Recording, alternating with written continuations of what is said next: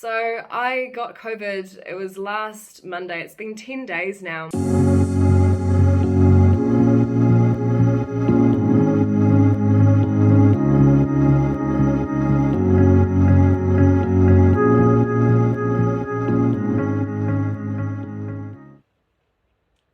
Hi ladies, and welcome back to another Coffee with Kim episode. Now I'm gonna be honest with you guys, I'm not feeling my best today, and I'm sure some of you can relate. So I don't know when you're watching this, but at this point in time, COVID is going absolutely crazy around Auckland. We're getting over, thousands, like 10 plus thousands cases like per day, and you know what? I didn't really take it seriously until I got it. Funny that. So I got COVID, it was last Monday, it's been 10 days now. I cannot believe the exhaustion and also how different people respond to it. And the reason why I'm starting with this topic today is because there's a lot of parallels between what I feel like I'm going through right now with COVID and my inner dialogue versus what a lot of the women that I work with go through when they're working on their health journey and when they're working on breaking free from unhelpful eating patterns, whether it's binge eating or emotional eating. That's what I want to talk about today. How I got COVID was through my partner, Corey. He's a tradie, and so he's just very, very exposed. I work from home, so I wouldn't really be exposed to COVID, but unfortunately, I got it through him. It's really interesting because it only really hit him for 2 days. So I saw him basically bedridden for about 48 hours, and then he came right. Then when I got it, it's just been a completely different experience. And I think I've really struggled with that because in my mind, I can't get rid of this dialogue that's just replaying saying, it shouldn't be this bad. You should be better by now. Every day that I think it's going to get better, it's just the same, and you're still dealing with the same sort of exhaustion. And here's where I see this parallel. So in the last couple of days, I've been talking to women and they've been saying to me, they really struggle with this concept of, why is it so hard? Like, why can't I just break these habits on my own?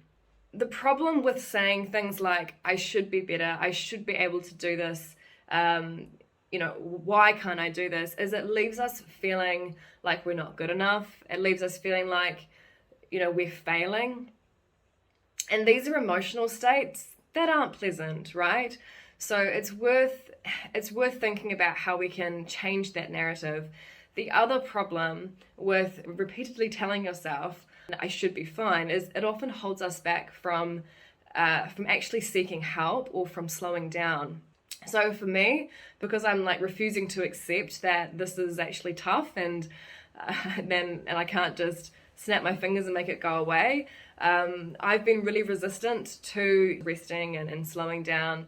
And on the flip side, if you are dealing with an unhelpful eating habit or your relationship with food or your health, if you keep telling yourself, I should be able to do this, it's likely that you're also not seeking help, right? And so maybe some of you guys can relate to this.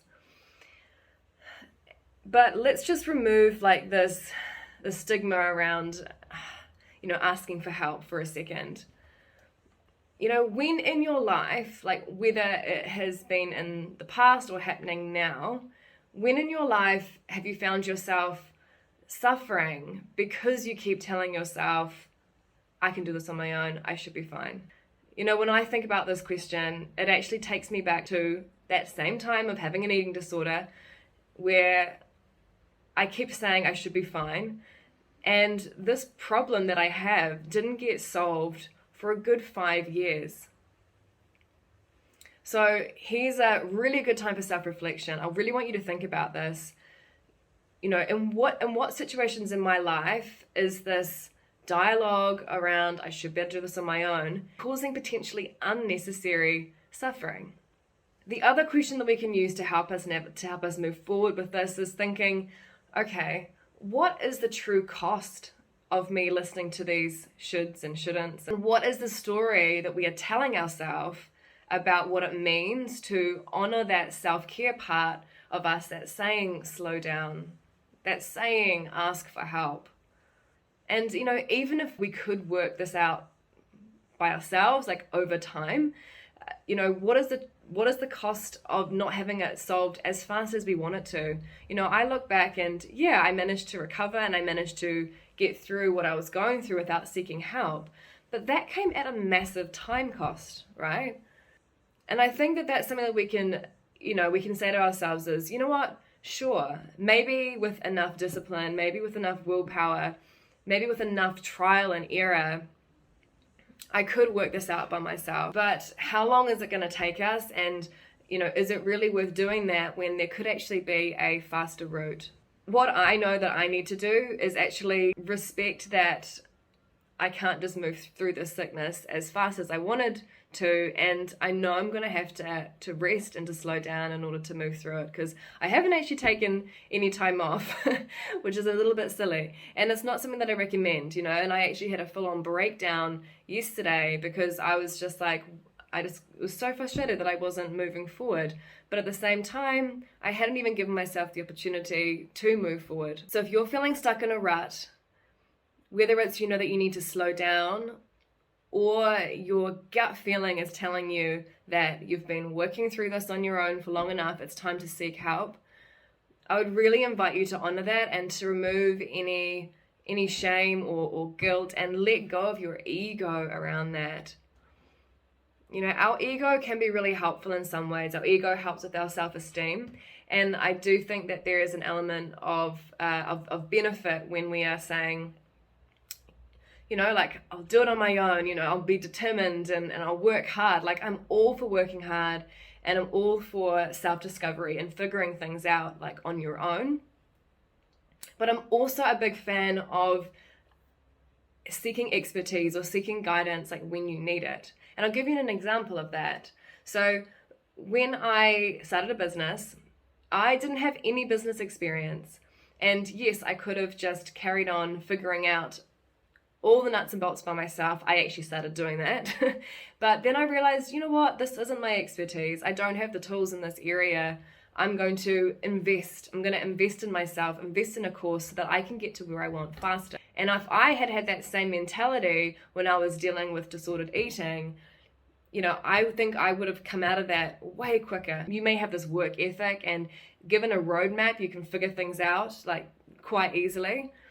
That's great. You need the roadmap first in order to be able to apply that determination and that commitment.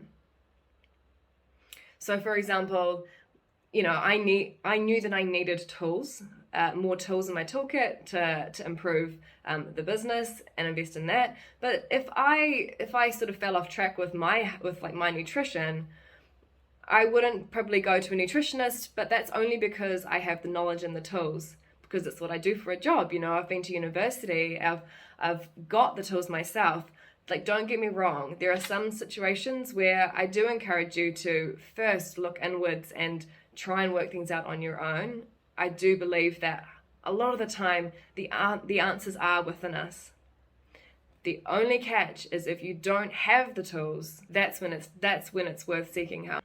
Okay, the next concept that I want to talk about is it's very specific to this idea that I should be able to just not fall into dieting or not fall into unhelpful eating patterns. And I just want to debunk that just from looking at how society is actually set up and how different society is today compared to what it used to be like. Just so that you girls don't feel like you're going completely crazy. There are a lot of, like, most of the women that I work with are very good at committing to themselves. And a lot of them do have quite strong willpower, but just because you're good at commitment and willpower, it doesn't mean that you can, it's a walk in the park in the way that society is set up. So let's look at how society is different today and why we keep falling back into diet culture and unhelpful eating patterns. So firstly, and you know this already, but we live in a world where the expectation for women's bodies is unrealistic for most women out there. And we didn't used to have to deal with this. So, 100 years ago, it was fashionable for women to have body fat and that be sexy and healthy. If you've ever been to Europe, I hope you get to go to Europe one day if you haven't. It's absolutely amazing. And you walk through one of the museums, you'll see all these beautiful sculptures of women with what I would call like normal bodies. They've got body fat, they've got curves, they've got some squish, and that's sexy. That's sexy. And back then, if you were way leaner than that, you'd actually be seen as,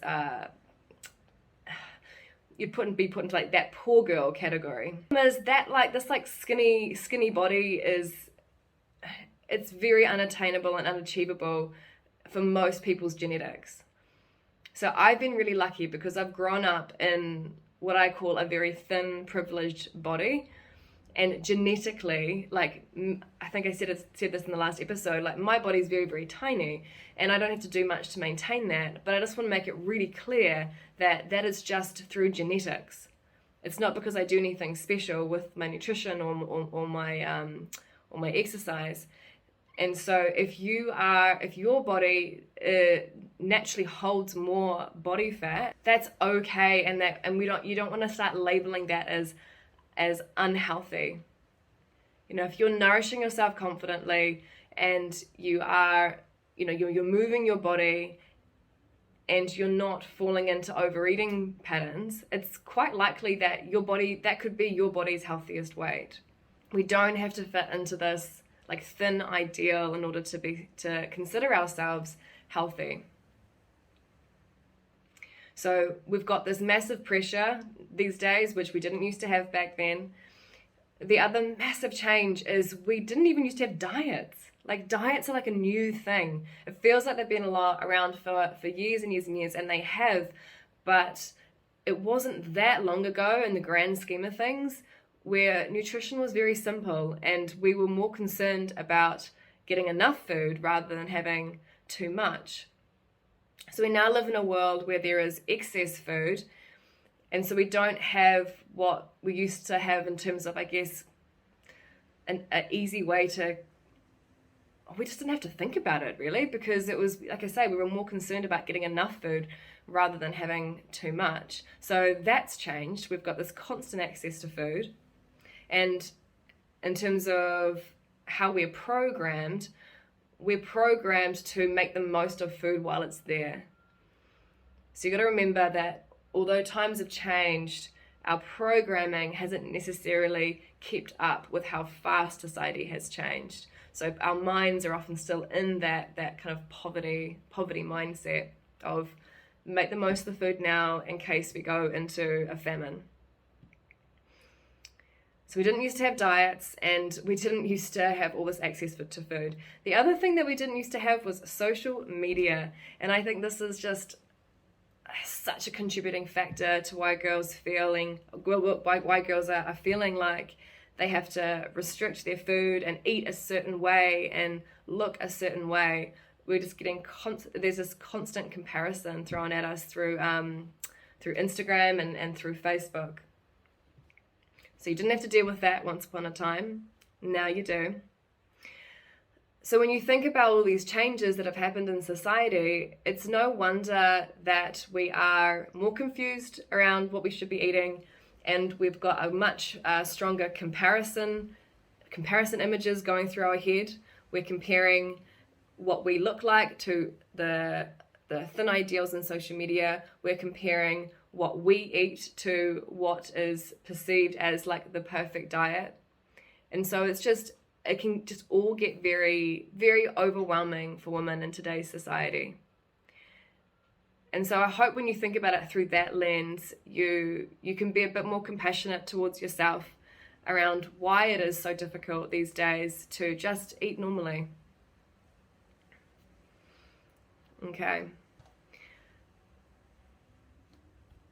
So that's all I'm going to talk about today. I hope you found that an interesting chat. Like I said, not exactly feeling my best, but I still wanted to just talk about those two things because, like I say, they've come up in the last week. And if I'm dealing with this, negative dialogue around, come on, you should be better by now.